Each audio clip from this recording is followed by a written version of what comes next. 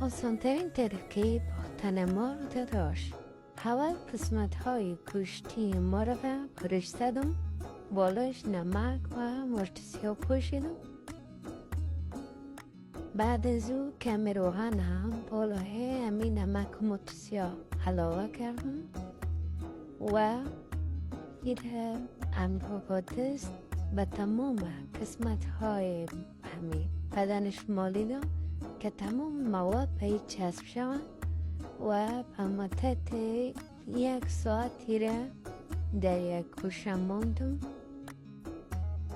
بعد از 1 ساعت مرغ بالای سیخ داشت ماندم تا تمام هوا و خونه که در مرغ وجود داره این پایین بچکه و مرغ بدون این بوی پاک صفا پخته شود. اگر خوشتان آمد حتما لایک کنید.